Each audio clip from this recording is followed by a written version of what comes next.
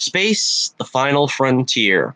We are back once again here with Johnny Torch Live with our 109th live broadcast. Once again, this one is being taped for a later broadcast, but we are still going live.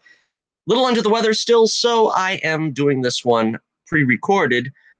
But here we are on a lovely Saturday afternoon, and we are going to talk Star Trek: The Next Generation. Of course, it's a subject that's been in the news lately because of the new Picard series that is going to be on the CBS streaming station. And that brings a lot of nostalgia back to me personally, because, again, I've said this several times, and I don't mean to make this sound like I'm downplaying the importance of The Next Generation, but I'm not really a diehard fan of the show. I found myself getting progressively less interested in the spin-offs. Of course, I'm a big fan of TOS, and I watched Next Generation pretty faithfully for the first 2 or 3 years. Kind of lost touch with it, although I did tune into it several times during its long run. I particularly liked the Q episodes whenever John Delancey, of course, would show up. Always had my attention. Always liked Lore, the evil Data clone, which I don't know what ever happened to him. Apparently, they left that pretty vague so that they could go back to it if they wanted to. But with that little bit of background out of the way, that should give you a unique look at these films as someone who doesn't know every episode backwards and forwards like I do with the original series. But I still really like the characters. I really enjoyed Picard, Data, Riker, Geordi. Um, Most of the crew, particularly of the Next Generation, I enjoyed. Like I said, had less interest in the subsequent shows. Deep Space Nine, Voyager. It really didn't take to me all that strongly. But here we are with the 4 Next Generation films. I just finished watching the Blu-rays of them this past week, and also because I'm a little under the weather, I wanted to do the Next Gen films first, because if I'm going to rank the original series films, that is 6 films opposed to 4, which means probably going to get worn out. My voice won't last because, as I said, I'm a little under the weather. Before we engage, so to speak, let us look at a poll I have. So if you go to my Twitter page, check out the link in the description below. You can find the link to my Twitter page. And I've got a poll up for the Next Generation. And the question is, since the Picard series is going to be aired, we're going to find out the definitive destiny of Data. What will be Data's final fate? Now, again, spoilers if you haven't seen any of these films, but in Nemesis, Data dies for all intents and purposes. He's an android, of course, so consciousness for him is a lot different than it is for the human characters.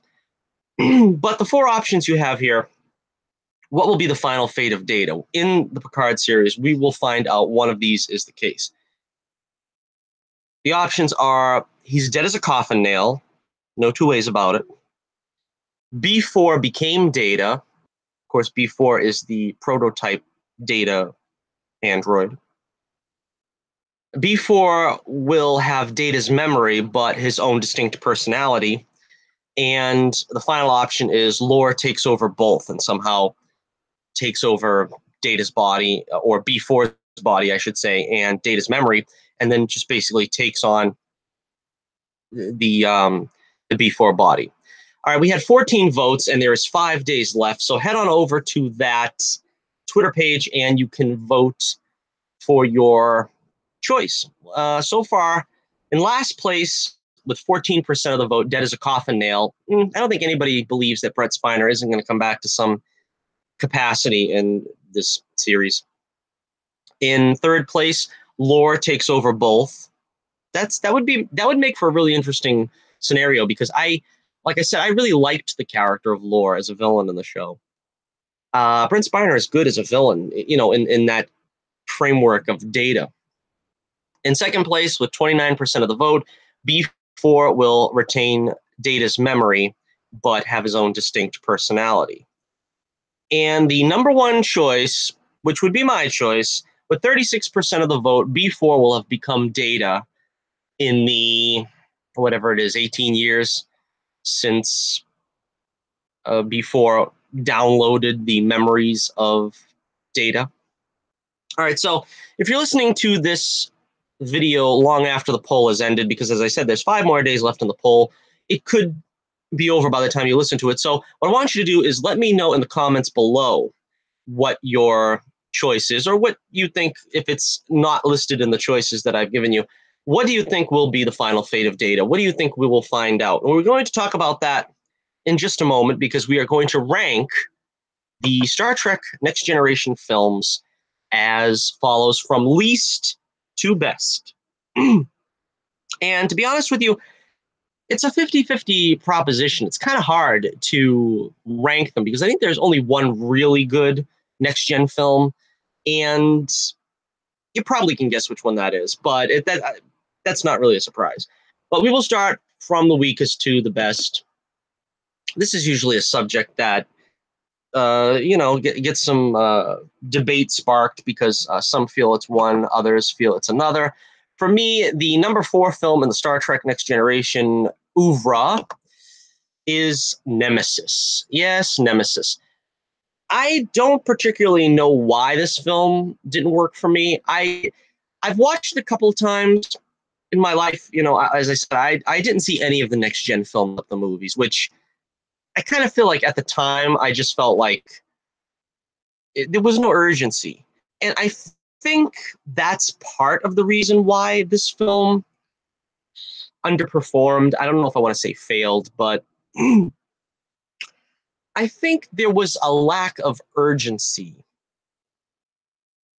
surrounding Star Trek at this point. This was 2002 when this came out, and this was ostensibly the final product for the Next Generation. I mean, now there's going to be a Picard series, but I felt that we had Next Gen on television for so long. It was on for what, 7 or 8 years?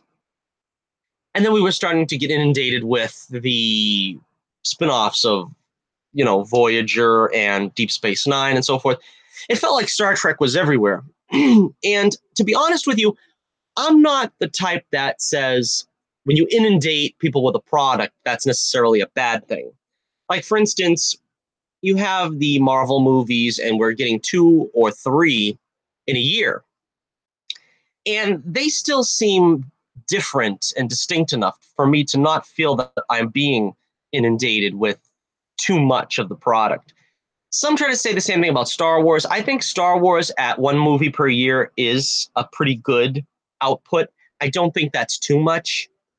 As long as, again, you have it varied and not, if we're going to do, Jar Jar Binks Volume 1, Volume 2, and Volume 3 in subsequent years, that would probably be a problem. But when you have some variety of subjects, like we've had with the most recent Star Wars movies, not that they were good, but there was a bit of variety there, where we went from the sequel trilogy to the New Hope era, and then back again, and then back.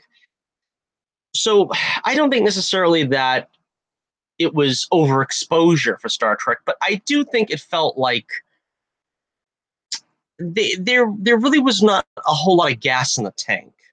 I watch it and I watch Nemesis, and it feels fairly lifeless and routine. And again, I don't say this as some kind of,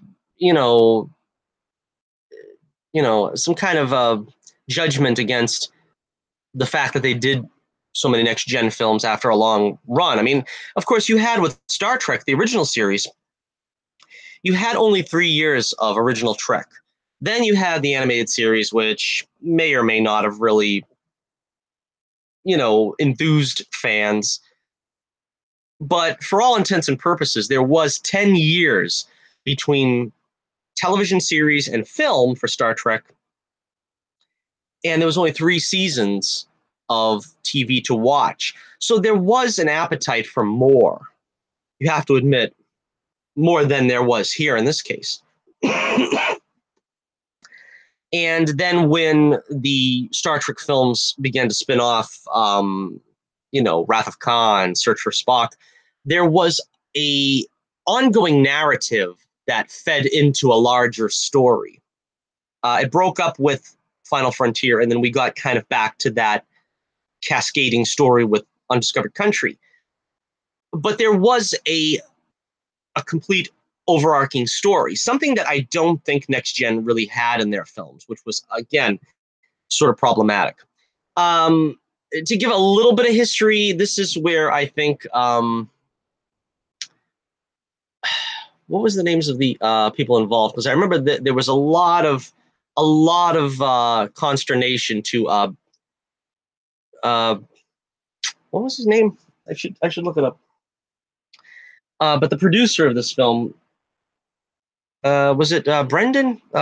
Brendan or Braga? There was two of them. I'm showing my ignorance in the subject, but again, it kind of felt like they were out of gas, and again, kind of left the series wanting in something with a little more punch to it.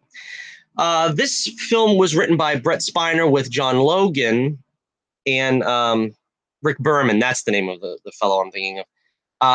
Rick Berman, who had spearheaded the Next Generation, I believe, also on television for the final, I don't know, 3 or 4 years. And they came together with Brett Spiner to create this story. And part of the problem also is the death of Data, which we were talking about a minute ago. So let's get into that for a second.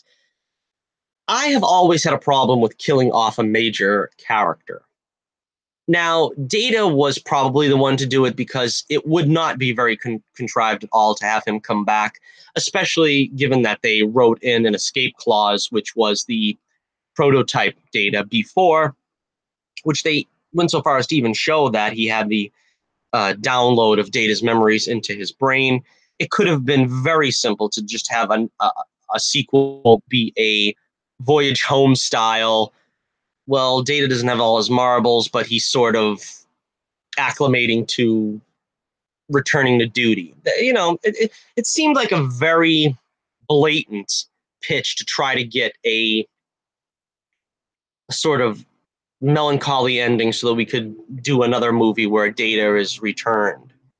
And I don't know. I think it felt too blatant. I don't know that really felt like it affected anyone. I think the problem is because they didn't make that next film that would have sort of, cemented Data's return. It feels very hollow. And they end with a note of hope. They end with Picard smiling that before starting to remember. So it didn't feel like they needed to point out how things were going to go. We pretty much got the idea how things were going to go. Again, but sort of an unsatisfying project. I think Brett Spiner was, and I think he's admitted it. I've watched a few of the supplemental material on the Blu-rays where he kind of felt he had done all he could with Data. And there was nothing else really to be done with him, and that you could only have that childlike wonder be endearing for so long, and there was no other place to take Data, so he kind of wanted to kill him and sort of leave the role, although leaving the door open for another appearance. The antagonist here is Picard's clone Shinzon, who of course is played by Tom Hardy, which is sort of surprising because not too many people remember this is more or less his first big budget movie. I mean, he's gone on to be a big star, of course, and this was sort of his big budget movie. A much skinnier Tom Hardy here. Then he looks really bulked up now, getting ready for Venom. This plot was came about because they wanted it to be a son of Picard, but Picard didn't really want to go there. I mean, Patrick Stewart didn't really want to go there, so they changed it to a clone. The clone is taking over Romulus, and we learn that they have a sister species, which is Remus, Romulus and Remus. which was pretty good. Ron Perlman plays, I guess, the main heavy, the Remus heavy, which he's very good in those kind of roles. And Tom Hardy here is pretty good. I don't know. See, they tried to go for a very strong villain in this one, which is something that is one of the strong points of the film. I think they were trying for another Khan. They were trying for another Borg Queen. They were trying for someone that was going to be memorable and sort of strike at the heart of Picard in this film. I don't know that really we know enough about him. All we know is that he had this bad upbringing and he had this terrible childhood, and it kind of feels off. The message of the movie, or the sort of the outlook that they're trying to give, is: would this have been Picard's life had he lived through what Shinzon lived through? And it's a curious question, but that's not a question that can be easily answered. And I don't think the film goes out of its way to give you an answer, although Data kind of sums it up by saying, in his case, B4 is all that B4 will ever aspire to, while Data himself aspires to greater things. And it is something within the person, not in the situation that you're in, that makes you who you are. And that's a very Star Trek message, or metaphor, I guess. I don't know if I'm using the right term, but there was some substance to the film, which was pretty cool. More substance than there was to Insurrection. We'll get to that in a moment, but I still put Nemesis below Insurrection for those reasons. There was also we got the resolution finally to the Riker-Troy marriage. That was cool because they had been an off again, on again type item for some time on the show. That was cool. We got some cameos. Janeway cameo. Wesley had a silent cameo, unless of course you see the deleted scenes, which was fine. Shut up, Wesley. And there was some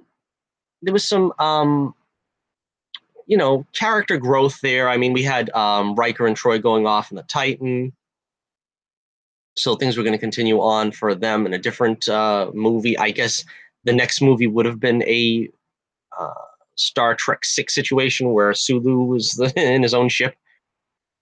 Beverly goes off to the head of Starfleet again, I think. Isn't that what they said what happened to her in the second season of the show? But she went back there again, I guess. I don't know. Like I said before in one of my other videos, I kind of wanted to see them get together, and there was no resolution to that, Picard and Crusher. And I guess Picard was going to keep the Enterprise and just keep doing what he was doing, keep on keeping on. There was some... Stuart Baird was the director of this film, and he was the editor for the original Donner Superman films, at least the first one. I'm not sure about his situation with the second one. So he came from a background where he was not wildly knowledgeable about Star Trek either. So that was an interesting place to come from, because sometimes that helps you, sometimes it doesn't. In the case of Nicholas Meyer, it helped to put a fresh perspective on the series, but I'm not sure exactly if his involvement was a help here. It was that very strange sort of psychological rape scene with Troy, and there was actually another scene that he was going to put in, Baird. It was very out of place. I don't know. I think Marina Sirtis approved of that was something that she approved of in the film, but it seemed very out of place. It seemed very strange that Shinson would have this kind of interest in Troy. If he was a Picard clone, why does he have this interest in Troy? And also, I mean, the only explanation they kind of try to give is an offhand comment where he says that he had never seen another woman before. Apparently, he had seen Romulan women, but because of what happened to him, he had no interest in Romulan women. But it's kind of weak. It's kind of weak. It's honestly very weak. And obviously, you don't want to dwell on that because that's a very ugly subject to try to focus on, particularly in what is a family film. But nobody really picks up on it. Nobody, I mean, Troy is obviously very distraught about the situation, and Riker doesn't really have any kind of consolation to her. And Picard basically just tells her, you know, you got to buck up and do your job. It just feels really callous on their parts as well, both in their indifference and basically the way it's treated. It's not treated like it was a serious issue, which of course, you know, Troy gets to retaliate and in effect. So, you know, you have that going for it, I suppose. Again, using that as the jumping off point, this is a very darker film. There's not a whole lot of humor here. I mean, I don't know. There's the action is adequate. We have that dune buggy chase, which I don't know. I guess is fine. And we also have the there's some deleted scenes, and there's a deleted scene with Data and Picard, which should have been the movie, which was basically a conversation between them, which kind of would have set up the movie's moral and what was going to become of Data kind of would have had more impact. So anyway, I guess we've gone on this one quite a while at this point, but yeah, I don't know if it's like a disaster of epic proportions. Now, to be honest, I don't believe in ranking all the Star Trek movies together because I believe you have the original series films, you have the Next Generation films, then you have the reboot films. I don't believe in putting them all together. It's kind of how I don't believe in putting the Star Wars saga films in with the spin-offs. You know, I don't want to put Solo in with Return of the Jedi and this and that. They're two separate animals. So in this case, it's the same thing. But if I were to say what was the worst Star Trek film of all time, Nemesis still wouldn't be it. That's definitely the motion picture. But yeah, it kind of left us wanting, and that's why it's the last film in the Star Trek: The Next Generation ranking. Number 4. Okay, let's go on next to number 3, Star Trek Insurrection. Okay, so this film's shortcomings is basically twofold. The reason why this one doesn't make it too high on the list is I thought the editing in this film was terrible. Things were happening, and I had to like stop and scratch my head and think for a moment what was actually going on. Part of it, I think, was intended that way because the film starts where Data was off on a mission or something, and you don't know what's happening with him. You don't know why he's acting erratic and so on and so forth. But things seem to jump around from scene to scene very, very haphazardly. There's a scene where I can't remember exactly right now, but you probably know the scene if you've seen this film several times. But Picard, I believe Picard and Worf rescue Data. And in the next scene, Picard is beaming down to the planet's surface. There's no breathing space there to sort of understand what happened and, you know, sort of get your balance. You know, I don't know. It was just a very poorly edited film, which is surprising to me because this film was directed by Jonathan Frakes, Commander Riker, and he did a fantastic job with First Contact. And I'm not saying he did a terrible job here, but one would think that there should have been some more context. And looking at the deleted scenes, there was really nothing in the deleted scenes that belonged in the film, really. I mean, I don't think that would have helped the editing, you know, as if there was big sections missing that would have helped. But that was part of the problem. The other part of the problem is this, and this is not really a problem, but when you have movies that feel like a television episode that's stretched out to movie length, that usually feels like a weakness. That's why I think Nemesis decided to go very dark, and they decided to go very dramatic. But here, this felt like one of the more lighthearted episodes of the series. And Star Trek Beyond also kind of suffers from that feeling. Maybe Star Trek The Final Frontier also kind of has that feeling of a sort of not very ambitious storyline. And the storyline here is it's sort of like a, you know, the Ponce de Leon spring of eternal youth or something exists in this planet. The Federation has got some kind of backdoor deal going on with the sonar, which are aliens that look like their face has gone through a taffy pull every single time. And I can't remember the lead villain's name. What was it? Rufio? Nah, that's Hook, right?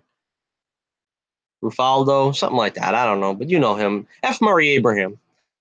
So he makes for an interesting villain. I thought that he was okay. They didn't really do a whole lot with him.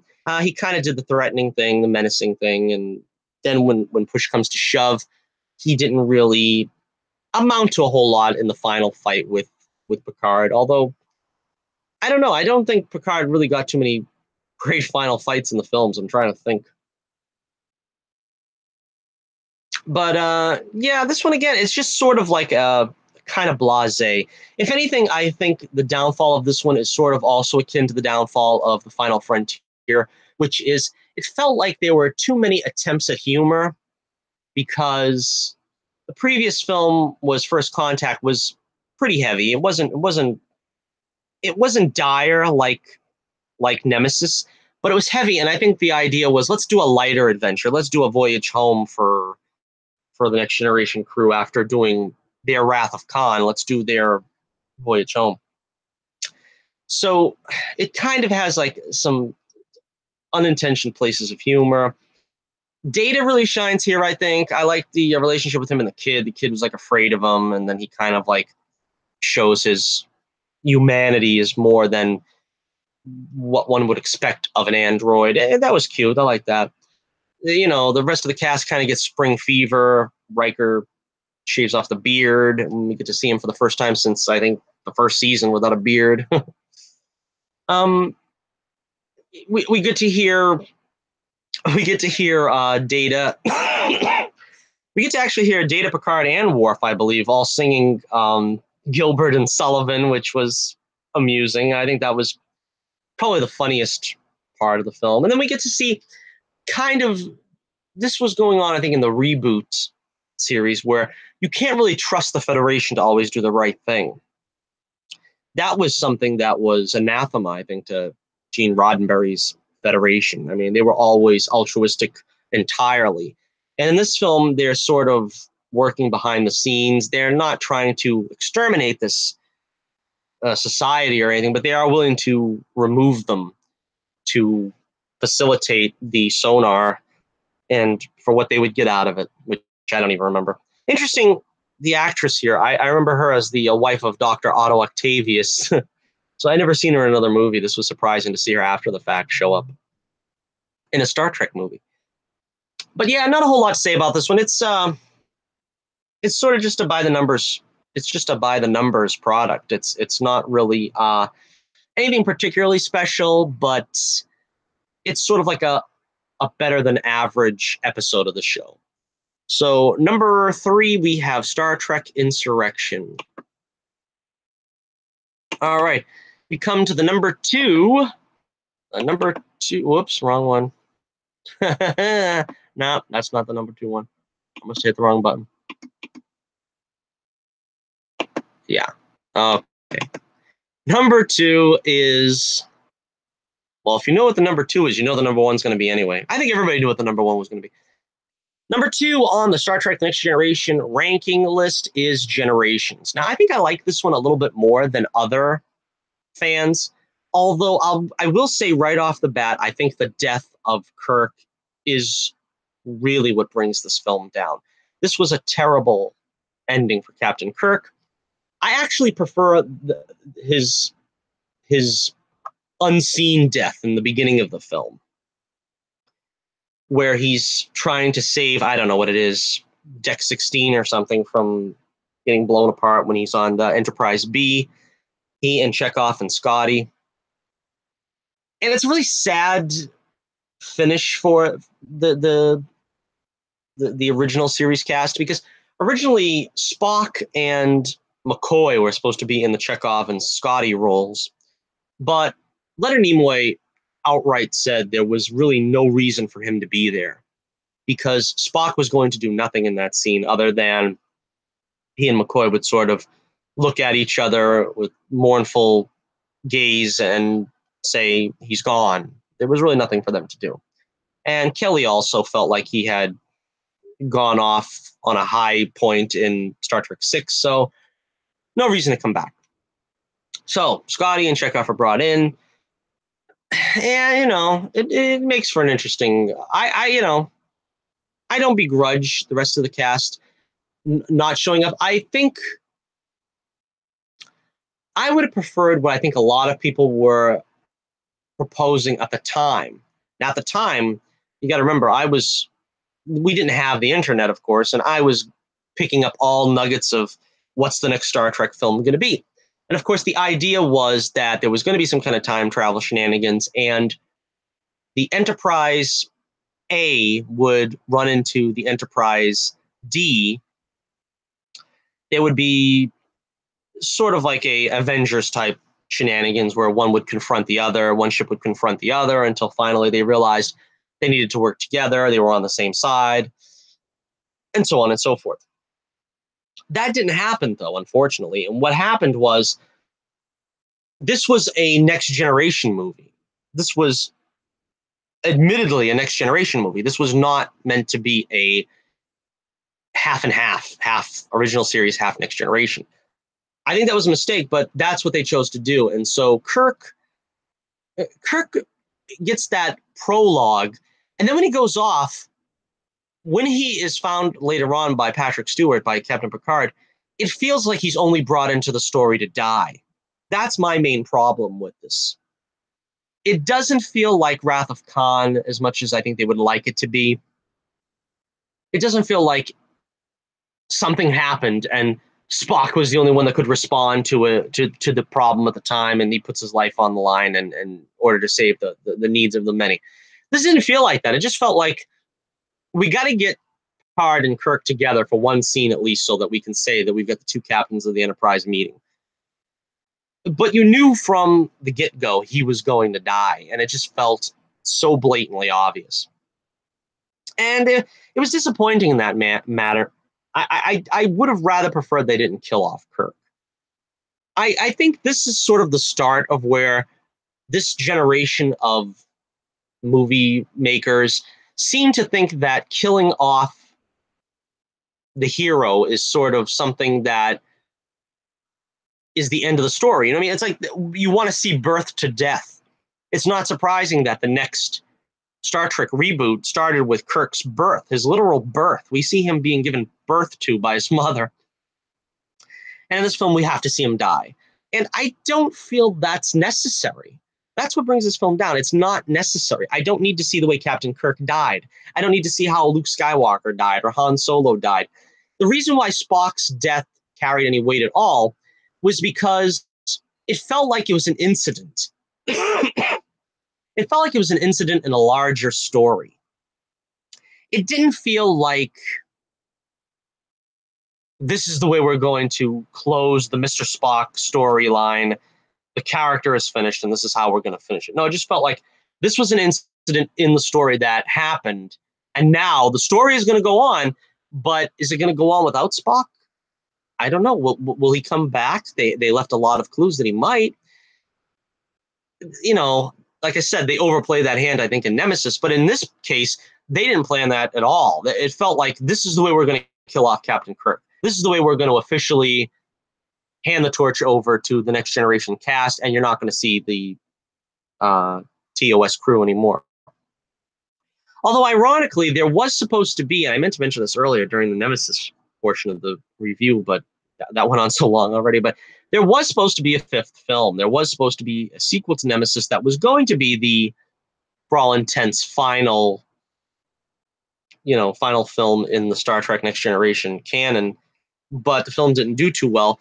According to some reports, some rumors, some hearsay, it was going to be, as I said before, an Avengers-style team-up.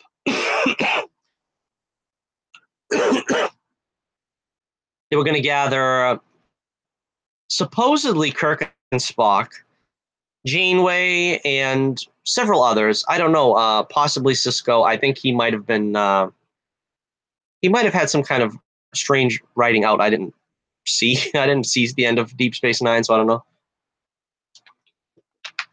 But anyway, the main thought was they were going to get back all the living captains together from the shows, all the shows, and bring them together to confront some big evil, which again would have been another massive team-up movie that should have happened but never happened. And it probably would have resolved the B4 Data question.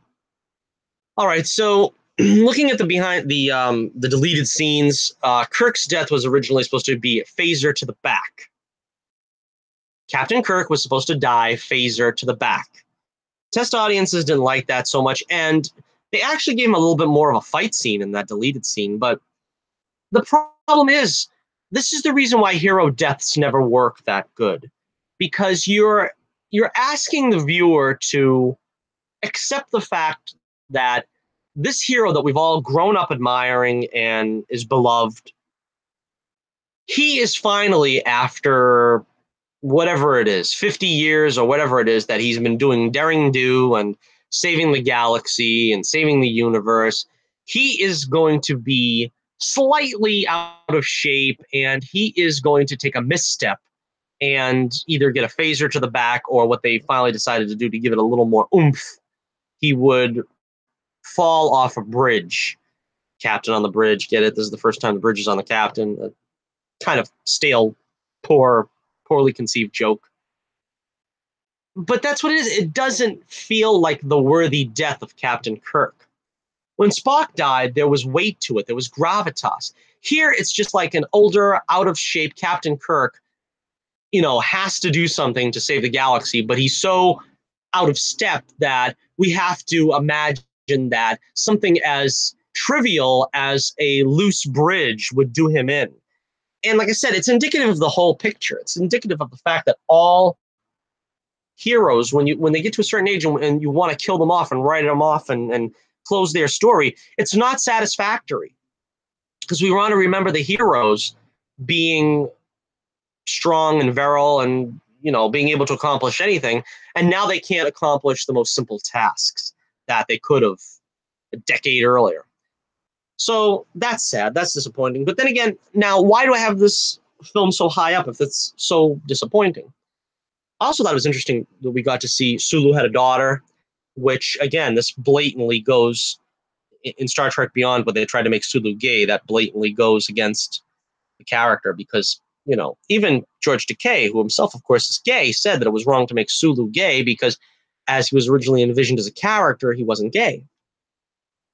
So, again, no revisionism for the characters. But that we'll get into that when we get into the reboot films.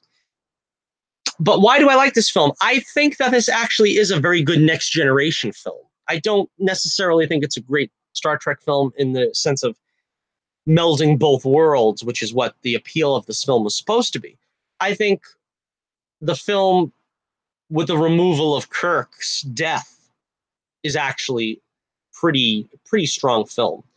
The storyline is Picard's nephew dies, and apparently I think that's the last living relative in his family. I'm not sure if his brother is still alive. I know he has a brother. I've seen the episodes of the TV show where he has a brother. But in any case, he would probably be too old to have children at this point anyway. So with his one living nephew dying, Picard is now faced with the fact that the Picard line is going to die with him, and there will not be any Picard children and so forth. And the villain of the piece is Sauron, played by the exquisite Malcolm McDowell, who was very talented. It was a great coup to get him in this film, and it really elevated the character of Sauron, who was probably not that great on the page, but you put Malcolm McDowell in it, and it takes on a life of its own. And Sovereign, of course, wants to. He's the bridge between the original crew era and the Next Generation era. He wants to open up the Nexus, which is a ribbon effect, which will put him in a state of constant bliss, reliving his, most cherished moments in his history. Of course, we get Whoopi Goldberg here for a cameo, or I guess a minor role. I wouldn't say it was a cameo, where she was part of this ribbon effect before. It's the ribbon effect that saves Kirk, because when it happened originally, he was sent into the Nexus realm somehow. I'm not exactly sure, where he's recalling, as we see in the scene here, he's recalling the morning he was about to go back to Starfleet, apparently a couple of weeks before the motion picture story takes place, with yet another girl. What was it, Antonia? I think that was the name of the girl. We never see her, but and that's interesting because he's got so many women. They keep adding new ones. Kirk, gosh, I was always a fan of Carol Marcus, so that they should have done more with her. I don't want to get into that now. We'll get into that in the other video. But so another couldn't have been Carol, because he didn't meet her again until Wrath of Khan.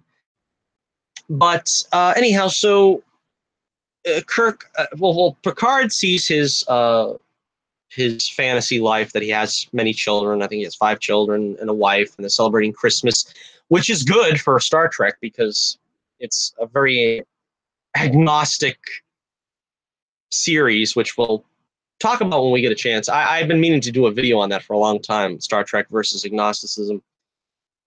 But in this case, Christmas is alive and well in the 24th century, and Picard is celebrating with his family. Guinan tells him, basically, this is what you wanted, and if you choose to, you can stay here as long as you want. You can go back to the past. You can go to the future of your life.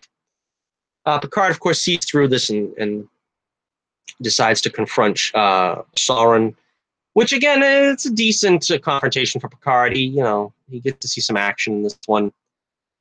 As far as the rest of the cast is concerned, we see Data gets the emotion chip, which they play with frequently. He turns it off, he turns it on, he turns it off, he turns it on. Here, he couldn't take it out. I think they let him take it out in the subsequent films, but he turns it off and on, I think, in the subsequent films at least. This is the last time we see the Enterprise D. It crash lands. The saucer separates, which has always been a cool effect. Geordi still has the classic glasses, and they're still wearing the famous uniforms, the TV show uniforms. It's still the Enterprise from the TV show.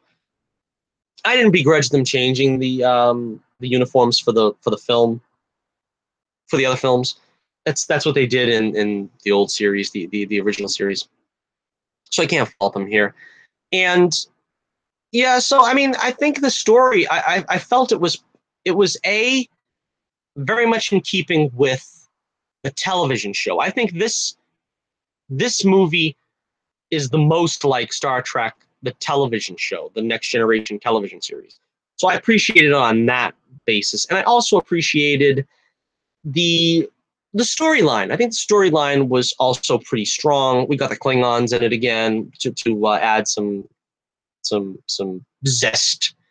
Apparently, those 2 Klingon females were in the television series. I don't remember them, but again, it was a fine adaptation from going from television to the big screen.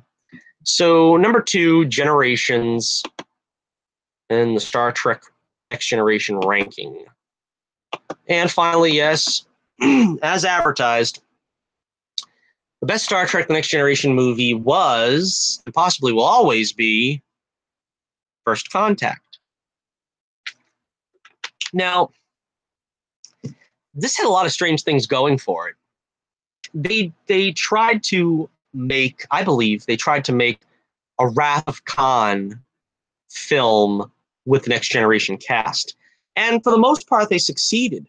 We've got a lot of the same themes. We've got revenge, except instead of, in Wrath of Khan's case, Khan was the villain, and he was the Captain Ahab that was trying to go after the Enterprise, was his white whale.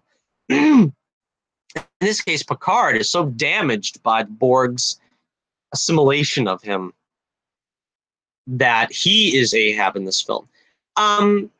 Again, just for a little historical context, I remember the Borg from the television show. As I said, I didn't watch the television show quite as thoroughly as I probably should have. I did see some of the Best of Both Worlds. I don't remember very much about the story. And of course, unless you catch it on syndicated TV, I don't have the DVDs. I can't go back to it and see it. But I just remember he was taken by the Borg and made into Locutus. And there was this blonde chick who was with Riker, and they managed to get him back somehow. So again, this is sort of like Wrath of Khan. If you haven't seen Space Seed, you can still pretty much enjoy the movie Wrath of Khan. You get enough information to let you know what happened and the impact it makes going forward. And I think it's the same thing here. We get enough information in the movie that it seems like it comes out of nowhere, but Picard is starting to get flashbacks of being Locutus, and this is something that is tormenting him. So the main plot is they go back to the past, which I think was very clever. They went to the past, but it's our future. It's the year 2063, I believe. In the year 2063, the first contact between humans and aliens will occur when Zephram Cochrane makes the first warp drive flight around the Earth. First use of transwarp drive or something, I don't know. Oh no, transwarp drive, that was from Star Trek 3, right? Okay, yeah, this was just plain everyday warp. So this was good. This was interesting. We had a cameo of Barclay, which was cool because I'm a big fan of Dwight Schultz. He gets his own little cameo here in this. I remember seeing his episodes too. I mean, I think he only did 2 or 3, but there's a war going on, which is again very rare in the Star Trek universe. It's usually skirmishes, not wars, but it seems like a pretty serious attack by the Borg. So they go to the future. Zephram Cochrane, as I believe, was in the original series. It was one of the more lacking episodes of the original series where he looked and acted completely different, Zephram Cochrane, when the original series crew found him on a planet and he was with the companion, quote unquote. And it was a very strange story, if I remember correctly. I just remember it boring me as a kid because it was just about this guy and the companion. The little ball of light comes out and he goes out and communes with it, and he's very happy about it until he finds out that the ball of light kind of was in love with him, and it made him feel icky until the ball of light took over a human woman, and then he could feel all right about it. It was a very strange story. I think it was about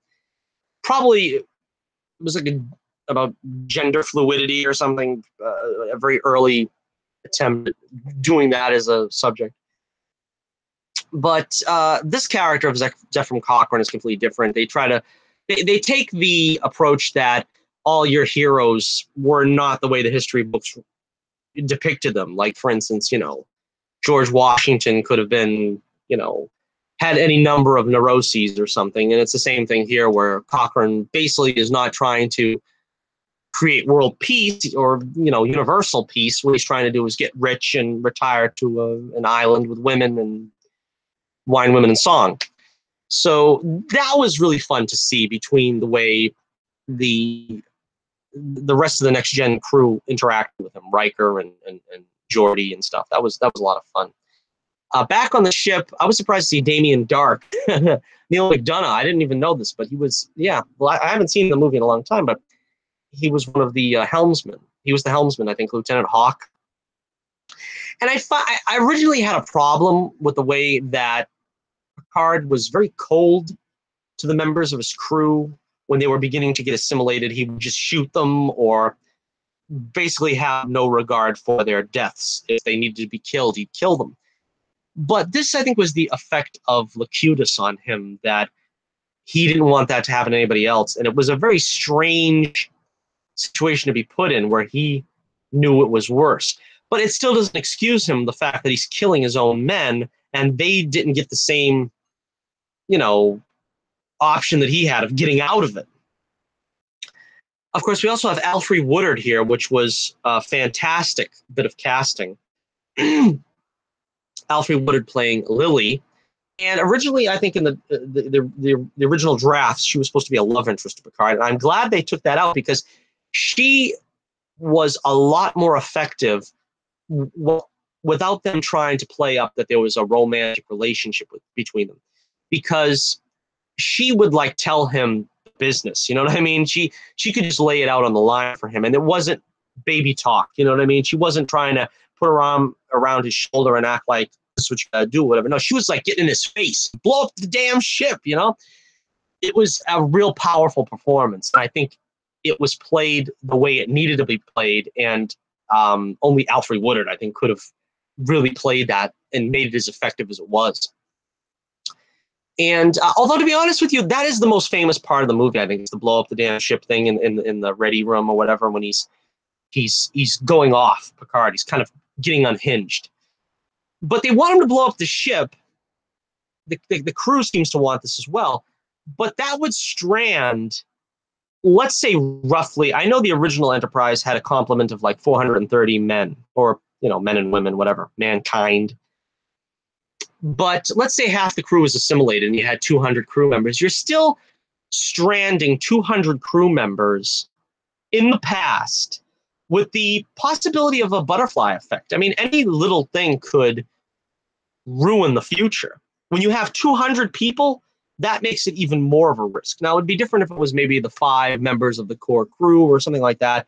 And you say, well, yeah, basically, if you just stay put in a cozy corner of the neighborhood, you won't make any waves. But you got 200 people, and those 200 people possibly having children, you could have a lot of problems coming from staying in the future.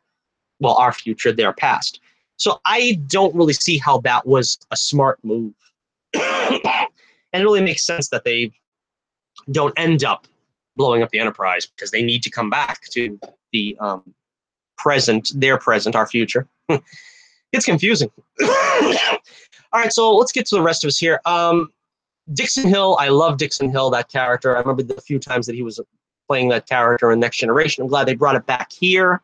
That was a lot of fun. Always fun to see Patrick Stewart play that character, Dixon Hill. To be honest, probably that was kind of an inspiration for me as well when I created Bullets Berman to do it in a noir setting, because I liked the noir setting from what I seen in Next Generation from Dixon Hill episodes that were in the show. Let's see, the Borg Queen. Let's get back to we have to wrap it up, I guess, with this. The Borg Queen. The Borg Queen was good considering that she basically came out of nowhere and was a different aspect of the Borg than we were expecting. The Borg was supposed to be a collective. They weren't supposed to have like a hive leader. And this was the first time we see sort of a hive leader. And her demeanor is much more human or, you know, terrestrial or something. She didn't seem to be satisfied with just robotics, which is interesting. She wanted to make Data more human because he was already an android, just as they want to make the humans more mechanical and robotic. So it was an interesting concept. I thought she was an interesting character. If there was one thing I didn't like about the movie, to be honest with you, or I wouldn't say I didn't like, let's say I would have liked if they had explored it more, which is the relationship that she had with Data. Now, I'm not talking about a romantic relationship or a physical relationship or anything, but I mean, the idea that she was trying to make him part human. She tried to make him a cyborg, which was interesting. And you could see here, you know, to see Data with like a human eye and human skin and human hair, this was something that could have been explored more. And how is Data reacting to that? And we only got like 2 scenes. And I know there's only so much you can do in a 2-hour movie. It's not like a television series, but I would like to have seen that concept explored a little bit more. As it stands, he gets this, you know, grafting or whatever to his torso, to his face and stuff. And what happens is he sort of like plays the part that he's a Borg member, and then he like flips the script and is like, nah, I'm not. And I would have liked to see more of that and sort of, you know, maybe be convinced that he was part of the collective and then he turned on it rather than just Is Data really? No. No, no, I knew he wasn't. You know what I mean? They could have built it up more. I think they could have played with that a little bit more. Maybe give us another scene or two, and that would have been fun. That would have been a lot of fun. All right, so yeah, that about wraps it up. Let's see. Star Trek, the First Contact, of course, was Vulcans, which was an important, historical thing that we see. They make the space, you know, launch or whatever, so to speak, and Riker and Geordi are there for the historic launch. That was cool. And the First Contact is with Vulcans, and this opens up the dialogue between Vulcans and humans, which of course within, I don't know, 50 years, I think, makes society great and um, utopic, and it just wonderful, splendid. So yeah, so I think First Contact is clearly the best Star Trek: The Next Generation film. I don't think too many people would disagree with me. I think it's a good film that you don't even need to be accustomed to Star Trek. I don't think you need to be accustomed to The Next Generation. I think if you watch any of the other films, Generations, Insurrection, Nemesis, I think you'd be better off if you have some working knowledge of the series.